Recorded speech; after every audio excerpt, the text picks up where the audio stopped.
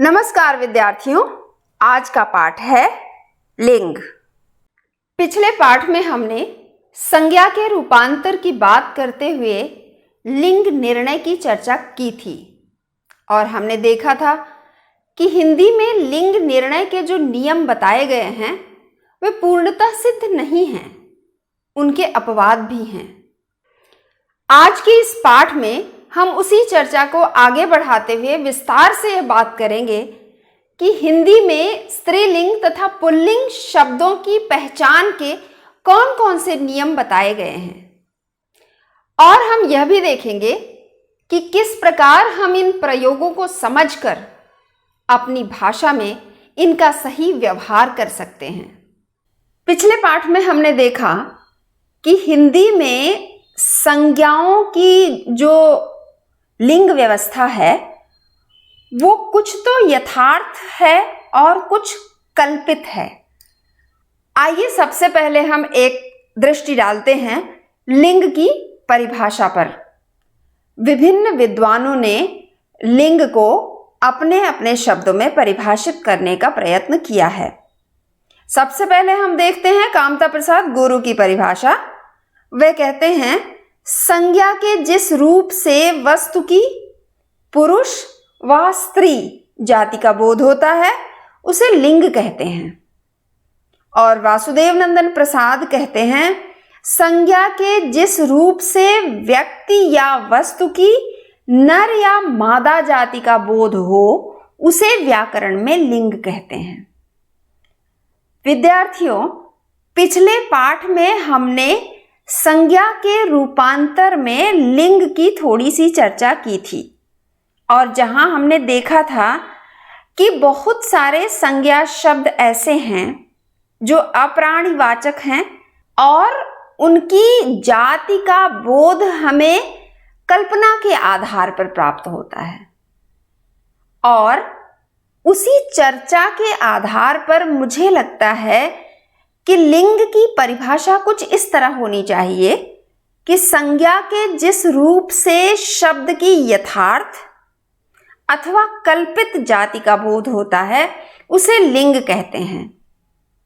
क्योंकि पिछले पाठ में हमने इसी पर चर्चा की थी कि कुछ संज्ञा शब्द ऐसे हैं जो प्राणीवाचक हैं और जिनका हमें स्पष्ट रूप से पता चल जाता है कि वे नर जाति के हैं या मादा जाति के, तो वह तो यथार्थ बोध कराते हैं संज्ञा की जाति का। लेकिन कुछ अप्राणीवाचक शब्द हैं जिनका बोध हमें, जिनकी जाति का बोध हमें कल्पना के आधार पर होता है। मान लिया गया है कि ये क्योंकि बेडौल है, बड़ा सा है, कठोर है, इसलिए पुल्लिंग है। और कोई ऐसी संज्ञा है जो कोमल है, सुंदर है, छोटी है, तो वह स्त्रीलिंग है। तो ये कल्पना के आधार पर मानी हुई जाती है। इसीलिए मुझे लगता है कि ये यथार्थ अथवा कल्पित ये शब्द परिभाषा में जोड़ना अब बहुत आवश्यक है। तो इन परिभाषाओं के आधार पर हम आइए देखते हैं कि आगे विद्वानों ने लिंग के कितने भेद बताए हैं। हिंदी में लिंग के दो भेद बताए गए हैं, स्त्रीलिंग और पुल्लिंग। जबकि अगर हम पीछे देखते हैं या पिछले पाठ में आप देखें, वहां पर इसकी चर्चा की गई है कि संस्कृत में, मराठी में, गुजराती में और अंग्रेजी में भी 3 लिंग होते हैं। जैसे संस्कृत से हम लें तो वहां पर स्त्रीलिंग है, पुल्लिंग है और एक तीसरा नपुंसक लिंग है। लेकिन यह भी चर्चा की गई है पिछले पाठ में कि संस्कृत में भी कहीं कहीं यह उलझन तो बनी हुई है कि कोई एक विशेष शब्द स्त्रीलिंग है अथवा पुल्लिंग है, या कई बार एक ही वस्तु के जो पर्यायवाची शब्द हैं उनमें भी देखा जाता है कि एक पर्याय उसका स्त्रीलिंग है तो दूसरा पर्याय पुल्लिंग है। और आप आज के इस पाठ में देखेंगे, इसकी चर्चा हम करने जा रहे हैं कि हिंदी में भी जो लिंग व्यवस्था है या लिंग परिवर्तन के या लिंग निर्णय के नियम हैं वे बहुत स्पष्ट नहीं हैं। नियम जो कहता है और जिन शब्दों को स्त्रीलिंग में रखता है, जिस प्रकार के शब्दों को स्त्रीलिंग कहा जाता है, उसी प्रकार के दूसरे ऐसे कई शब्द मिलते हैं जो उसका अपवाद होते हैं।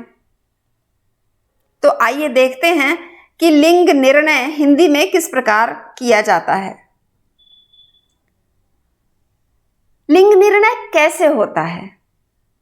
अब देखिए, हम जब कोई एक वाक्य बोलते हैं तो उसमें कर्ता है, क्रिया है, कर्म है और उसी में कुछ संज्ञा है, कोई सर्वनाम है, कोई संज्ञा का विशेषण होता है, कुछ सर्वनामों के भी विशेषण होते हैं और इन सब के रूप हमें वाक्य में एक दूसरे शब्द के आधार पर परिवर्तित दिखते हैं।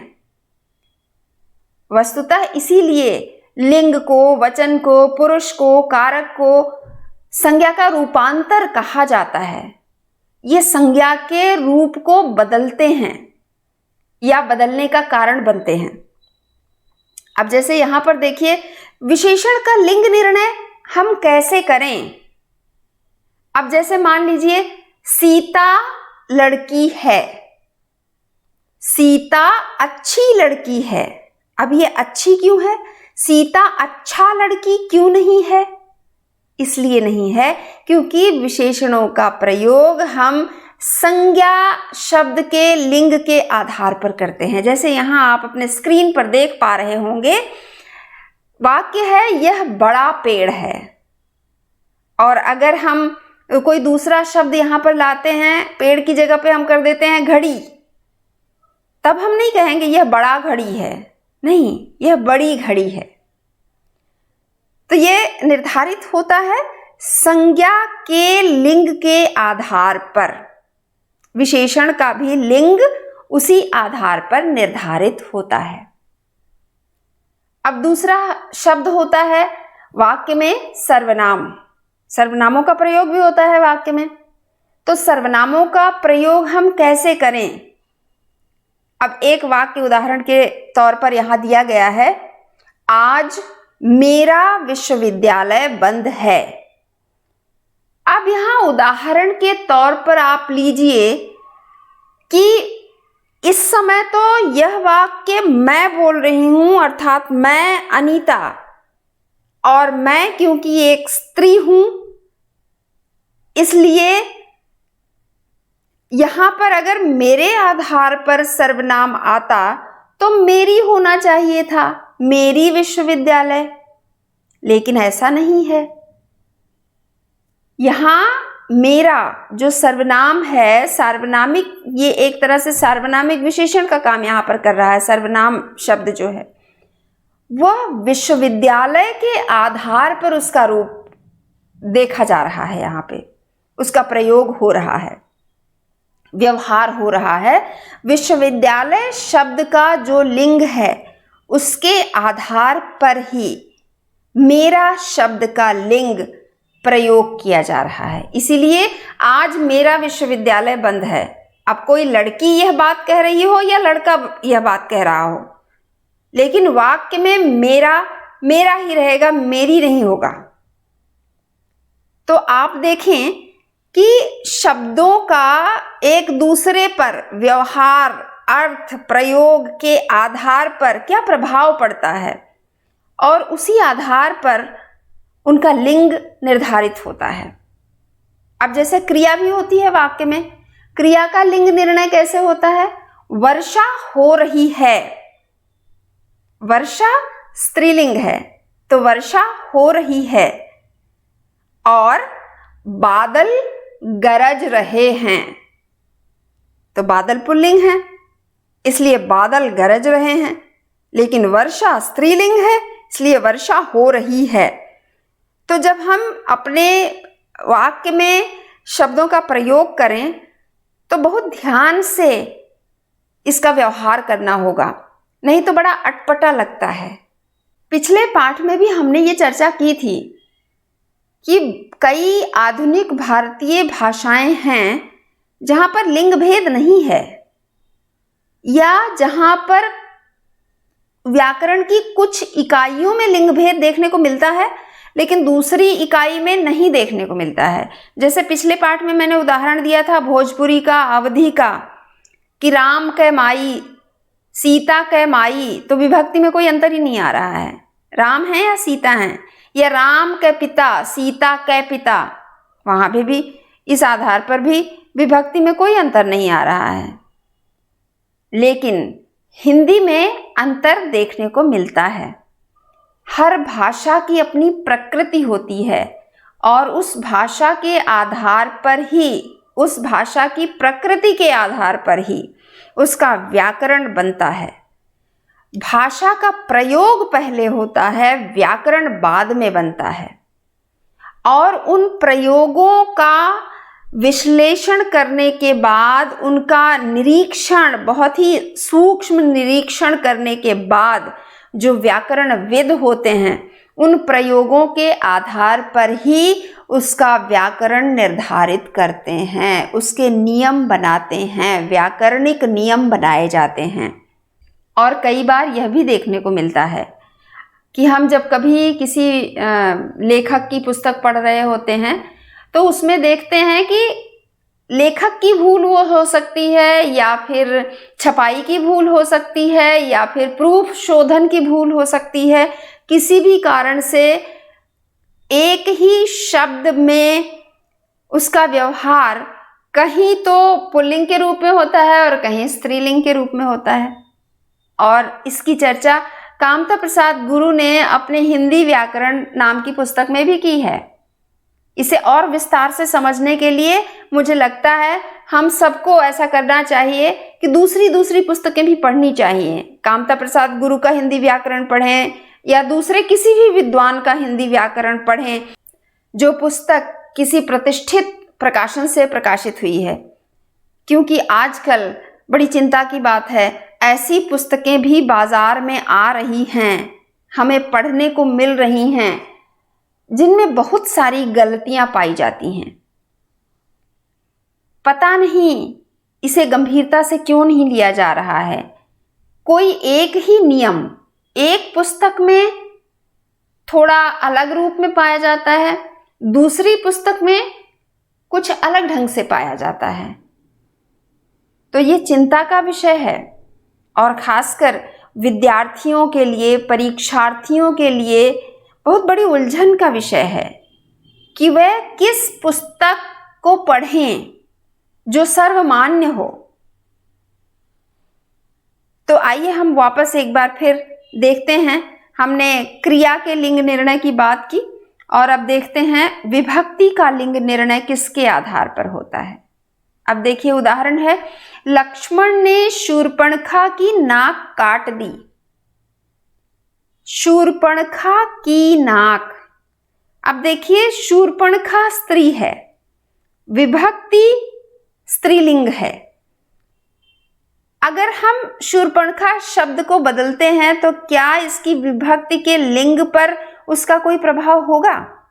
बदल कर देखते हैं। रावण की नाक, अभी भी कोई प्रभाव नहीं पड़ा उस पर। शूर्पणखा की जगह जब मैंने रावण शब्द का प्रयोग किया, यानी कि स्त्रीलिंग शब्द की जगह पुल्लिंग संज्ञा का व्यवहार होता है यहां पर, तब भी विभक्ति पर उसका कोई असर नहीं हुआ। तो आइए इस विभक्ति के बाद जिस संज्ञा का प्रयोग हुआ है उसे बदल कर देखते हैं। शूर्पणखा की नाक काट दी। अब नाक की जगह हम कान लिख देते हैं। शूर्पणखा का कान काट दिया। अब देखिए, अर्थात विभक्ति के बाद वाली जो संज्ञा है यहां पर विभक्ति का लिंग उसके आधार पर निर्धारित हो रहा है। विभक्ति का व्यवहार विभक्ति के बाद आने वाली संज्ञा के आधार पर हो रहा है। ये सब बहुत छोटी छोटी बातें हैं हिंदी व्याकरण की, लेकिन जब हम भाषा का व्यवहार करें तो हमें इनका ध्यान रखने की आवश्यकता है। आइए आगे देखते हैं। हिंदी में लिंग निर्णय में कठिनाइयां कहाँ आती हैं, जिसका संकेत अभी मैंने थोड़ी देर पहले दिया था। हिंदी में विशेष रूप से अप्राणीवाचक शब्दों के लिंग निर्णय में कठिनाई होती है। उनके व्यवहार में भेद देखने को मिलता है। जैसे उदाहरण के लिए देखिए, नेत्र और आंख ये दोनों पर्यायवाची हैं, लेकिन नेत्र पुल्लिंग है और आंख स्त्रीलिंग है। अर्थात नेत्र का व्यवहार पुल्लिंग की तरह होता है और आंख का व्यवहार स्त्रीलिंग के रूप में होता है। इसी प्रकार और भी बहुत सारे शब्द हैं। जैसे यहां दूसरा उदाहरण भी दिया गया है, मार्ग और राह। मार्ग पुल्लिंग है और राह स्त्रीलिंग है। अब ये बड़ी उलझन है कि एक नया विद्यार्थी जिसकी अपनी भाषा हिंदी नहीं है, वह अगर हिंदी सीख रहा है तो किस प्रकार यह निर्णय करे कि वह जिस शब्द का प्रयोग करने जा रहा है उसका प्रयोग वह पुल्लिंग के रूप में करे या स्त्रीलिंग के रूप में करे। तो उसके लिए यहां पर मेरा उत्तर यही है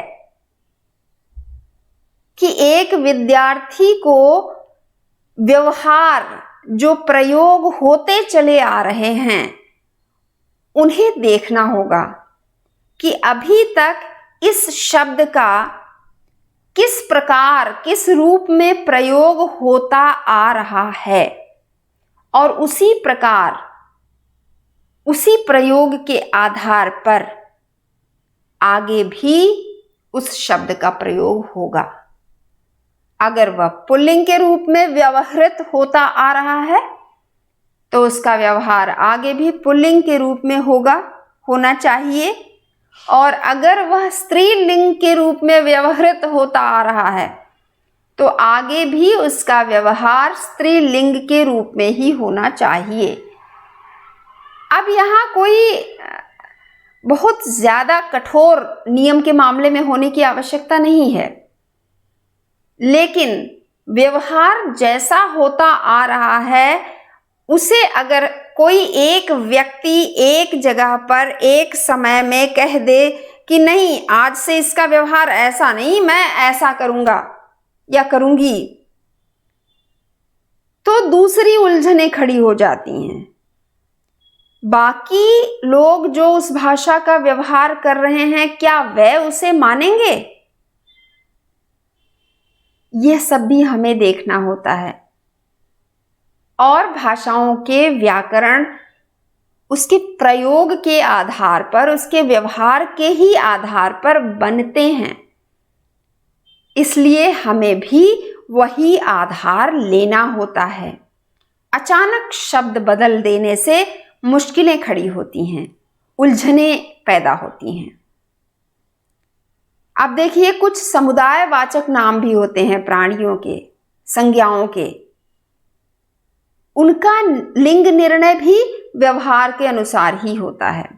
जैसे समूह, झुंड, दल, इन शब्दों का प्रयोग पुल्लिंग के रूप में होता है, और भीड़, सभा, सरकार, इनका व्यवहार स्त्रीलिंग के रूप में होता है। तो निष्कर्ष यह निकलता है कि लिंग निर्णय में मुख्य भूमिका उसके प्रयोग अथवा व्यवहार की होती है। कई बार हमें कुछ ऐसे लोग ऐसे व्यवहार करते हुए भाषा का दिखते हैं कि हमें, अगर वो हमारी भाषा है तो हमें लगता है ये तो गलत प्रयोग कर रहे हैं। कभी कभी हम हंस भी देते हैं। लेकिन होता यह है कि मान लीजिए कोई बंगला भाषा भाषी व्यक्ति हिंदी का व्यवहार करता है, हिंदी भाषा का प्रयोग करता है, हिंदी भाषा बोलता है, तो उसकी जो अपनी भाषा है उसका प्रभाव उसके हिंदी के व्यवहार में भी दिखाई देता है। हमें इससे बचना चाहिए। हम जिस भाषा का प्रयोग कर रहे हैं उसे समझना होता है, उसे जानना होता है। लेकिन यहाँ पर मैं यह भी कहना चाहूँगी कि एक संपर्क भाषा के रूप में अगर कोई हिंदी का व्यवहार इस देश में कर रहा है और अगर वह इस प्रकार की थोड़ी गलती भी करता है तो कोई बात नहीं, वहाँ हम चला सकते हैं। लेकिन अगर साहित्यिक भाषा के रूप में या औपचारिक प्रयोगों में इस तरह की गलती कोई करता है तब वहाँ नहीं चलाना चाहिए। मुझे लगता है वहाँ व्यक्ति को सीखना चाहिए और ध्यान देना चाहिए कि इसका व्यवहार किस रूप में होता आ रहा है। तो आइए देखते हैं अप्राणीवाचक शब्दों का लिंग निर्णय किस प्रकार होता है। क्या नियम हैं लिंग निर्णय के पुल्लिंग शब्दों के। तो नियम के अनुसार शरीर के अंगों के नाम प्रायः पुल्लिंग होते हैं, जैसे बाल, सिर, मस्तक, गला, कान आदि। लेकिन इसके अपवाद भी हैं। शरीर के कुछ अंग ऐसे भी हैं जिनका व्यवहार स्त्रीलिंग के रूप में होता है भाषा में व्यवहार, जैसे आंख, नाक, जीभ आदि। और इसीलिए अभी थोड़ी ही देर पहले मैंने ये चर्चा भी की थी कि लिंग संबंधी कुछ नियम ऐसे हैं जिनके अंतर्गत जितने शब्दों के उदाहरण दिए गए हैं उनके अपवाद भी लगभग उतने ही मिलते हैं। इसलिए मैं पुनः यहाँ पर कहूँगी कि हमें इसके व्यवहार को समझना होगा। इसी प्रकार कुछ धातुओं के नाम हैं, जैसे सोना, रूपा, तांबा, पीतल। धातुओं के नाम प्रायः पुल्लिंग होते हैं, लेकिन इसके भी अपवाद हैं, जैसे चांदी या धातु शब्द, ये स्त्रीलिंग है। इसी प्रकार रत्नों, पेड़ों, अनाजों, द्रव पदार्थों, जल और स्थल के भाग, ग्रहों के नाम, वर्णमाला के अक्षरों के नाम आदि भी पुल्लिंग होते हैं, लेकिन इनके भी अपवाद हैं और इन्हें वाक्यों में प्रयोग करके जाना जा सकता है।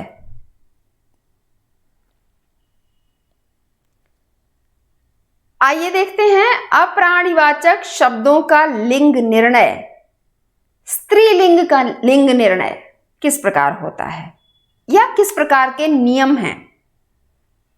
तो देखिए, नदियों के नाम प्रायः स्त्रीलिंग हैं, गंगा, यमुना, महानदी, गोदावरी, सतलज, ब्यास, झेलम आदि।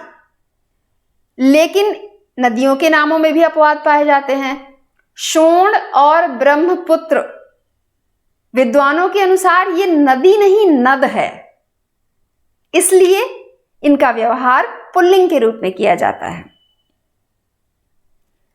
नक्षत्रों के नाम प्रायः स्त्रीलिंग होते हैं, जैसे भरणी, अश्विनी, रोहिणी आदि, लेकिन इनके भी अपवाद हैं। अभिजित, पुष्य आदि नक्षत्रों का व्यवहार पुल्लिंग के रूप में किया जाता है।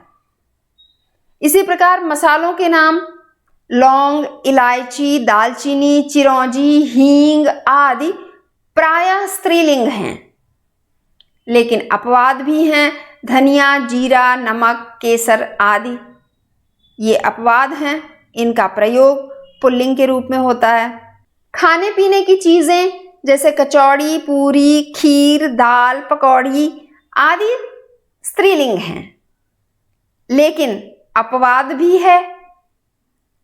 कुछ शब्द हैं जिनका व्यवहार पुल्लिंग के रूप में होता है, पराठा, हलवा, भात, दही, रायता आदि। ये अपवाद हैं इस नियम के।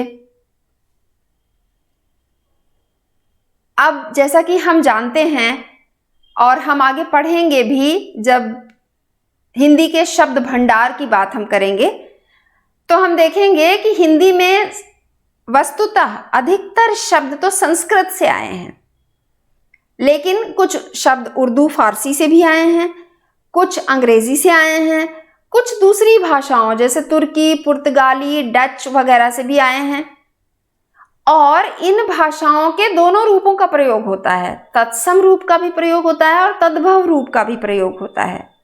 इन सभी भाषाओं के जो शब्द हिंदी में लिए गए हैं उन सब के तत्सम और तद्भव दोनों रूपों का प्रयोग होता है। तो आइए देखते हैं कि इनका लिंग निर्णय किस प्रकार होता है।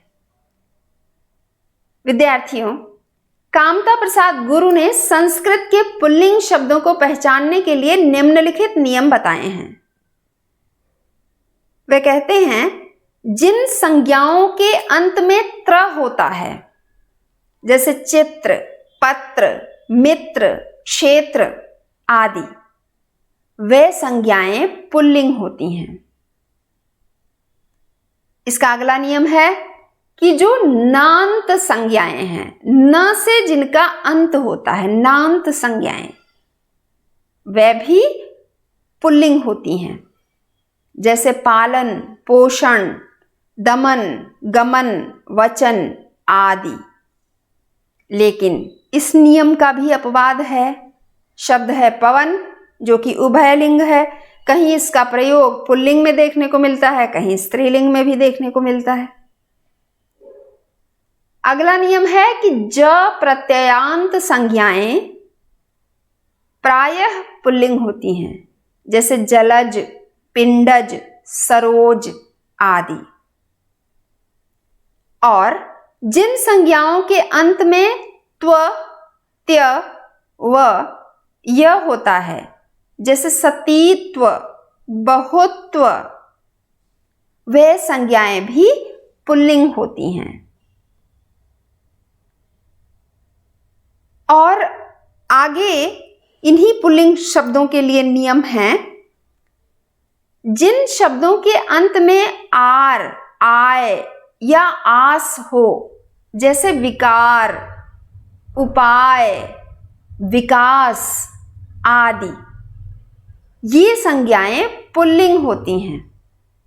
लेकिन इस नियम के भी कुछ अपवाद हैं, जैसे शब्द है सहाय।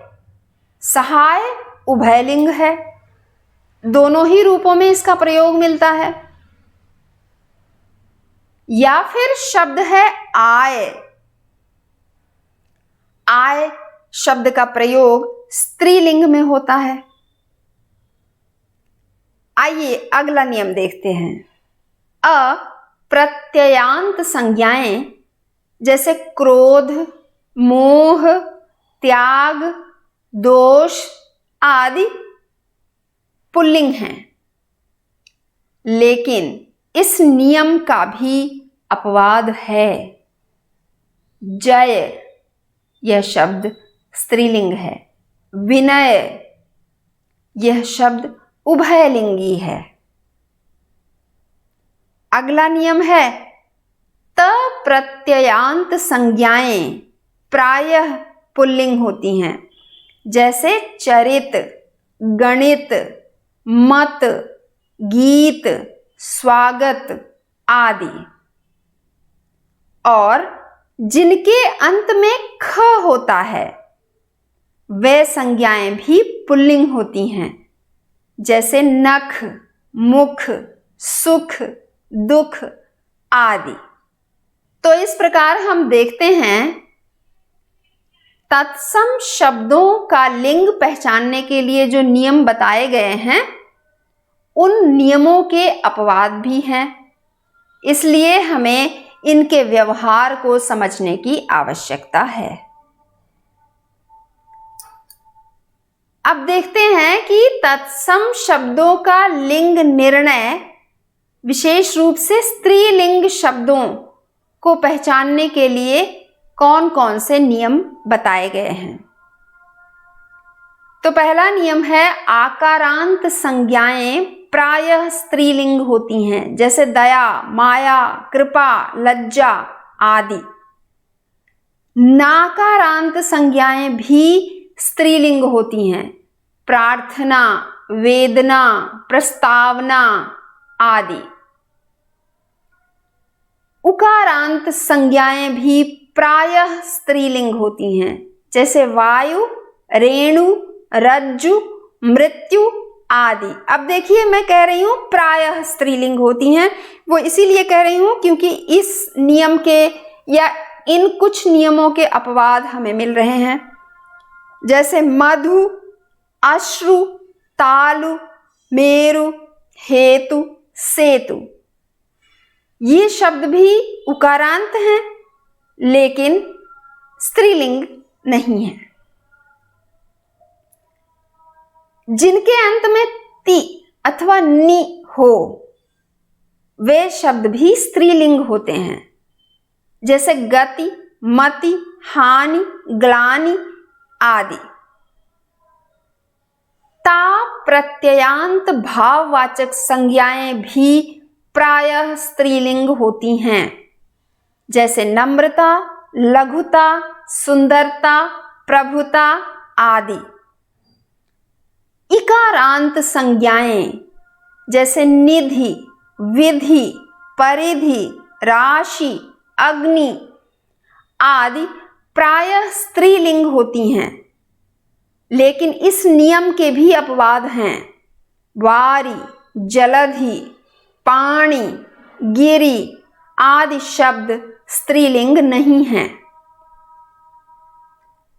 इमा प्रत्ययांत शब्द प्रायः स्त्रीलिंग होते हैं, जैसे महिमा, गरिमा, कालिमा, लालिमा आदि।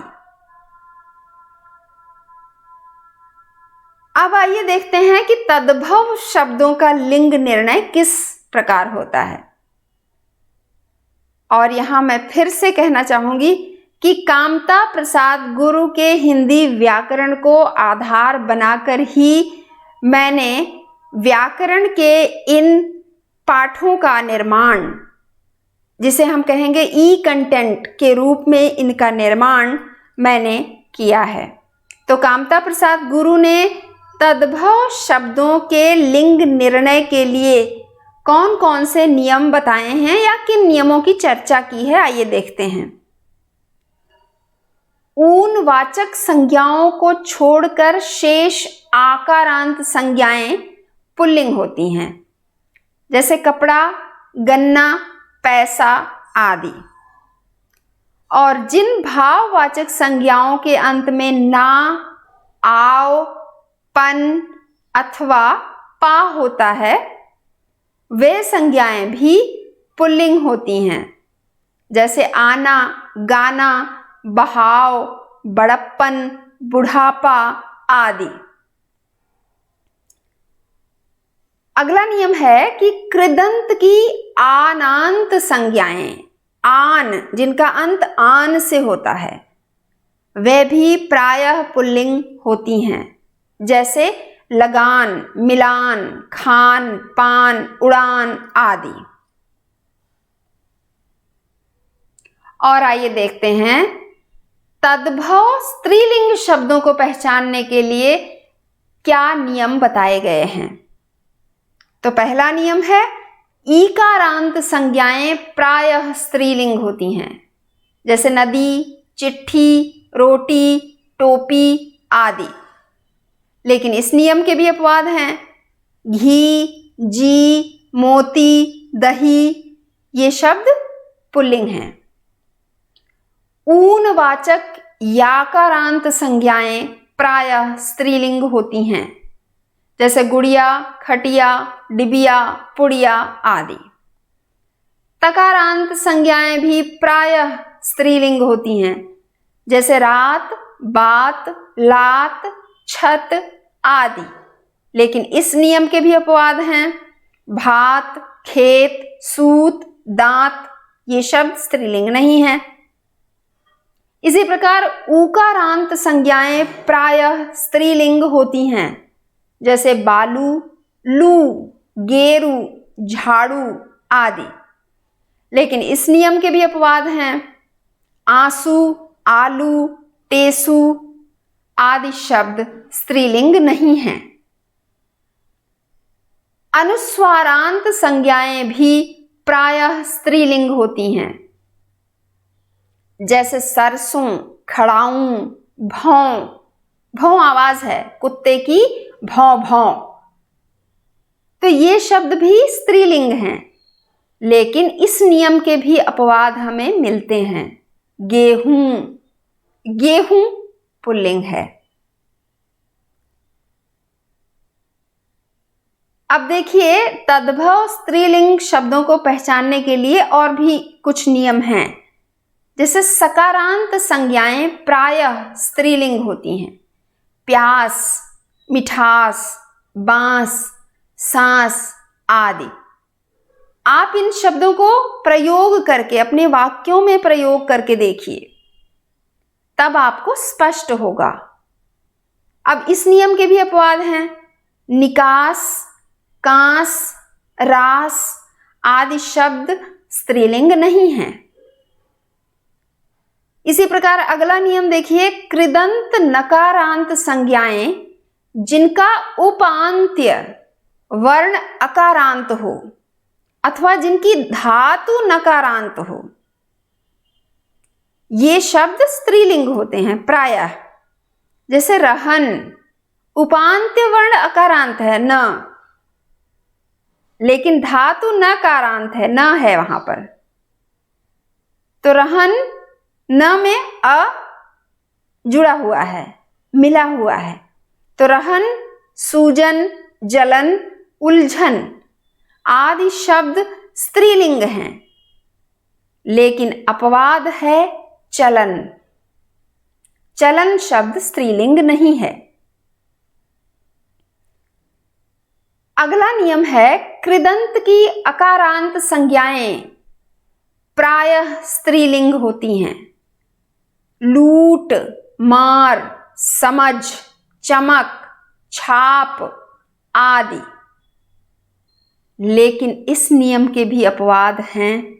नाच, मेल, बिगाड़, बोल आदि शब्द स्त्रीलिंग नहीं हैं।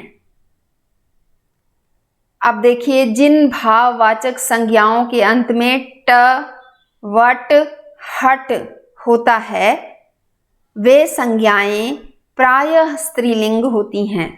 जैसे झंझट, सजावट, घबराहट आदि।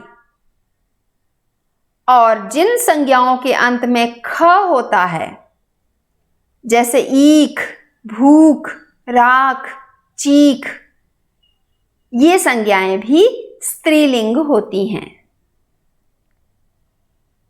तो विद्यार्थियों, इस प्रकार हमने आज लिंग निर्णय के इस पाठ में देखा कि अप्राणीवाचक शब्दों के लिंग निर्णय के लिए कौन कौन से नियम हैं, तथा संस्कृत के तत्सम और तद्भव शब्द जिनका व्यवहार हिंदी में होता है, उन शब्दों का लिंग निर्णय किस प्रकार होता है। वे कौन से शब्द हैं जो पुल्लिंग होते हैं और वे कौन से शब्द हैं जो स्त्रीलिंग होते हैं। इसी प्रकार अगले पाठ में हम उर्दू, फारसी से आए हुए शब्द, अंग्रेजी से आए हुए शब्द तथा अन्य भाषाओं से आए हुए शब्दों के लिंग निर्णय और उनके लिंग पहचानने के लिए जिन नियमों को बताया गया है, उनकी चर्चा करेंगे। इसलिए अगला पाठ भी अवश्य देखिएगा, क्योंकि वह इसी पाठ का अगला क्रम है, अगला चरण है। तो विद्यार्थियों, इस वीडियो को बनाने के लिए मैंने जिन ग्रंथों को आधार बनाया है, उनके नाम हैं हिंदी व्याकरण कामता प्रसाद गुरु, आधुनिक हिंदी व्याकरण और रचना वासुदेव नंदन प्रसाद। मुझे विश्वास है कि आज के इस पाठ से आपको संज्ञाओं के लिंग निर्धारण में तथा इनके प्रयोग में थोड़ी मदद अवश्य मिलेगी। अगले पाठ में भी संज्ञाओं के लिंग निर्धारण संबंधी कुछ अन्य नियमों की चर्चा की जाएगी। आप इन वीडियोस को निरंतर देखते रहें और अपने मित्रों को भी इन्हें देखने का आग्रह करें। चैनल लाइक करें, साझा करें और सब्सक्राइब करें। अब आप हमसे हमारे फेसबुक पेज के माध्यम से भी जुड़ सकते हैं। लिंक डिस्क्रिप्शन में दी गई है। आपके सवाल और टिप्पणियां यह सुनिश्चित करेंगे कि आप हिंदी व्याकरण ध्यान से सीख रहे हैं। तो विद्यार्थियों, आगे का पाठ अगले सप्ताह। तब तक के लिए धन्यवाद।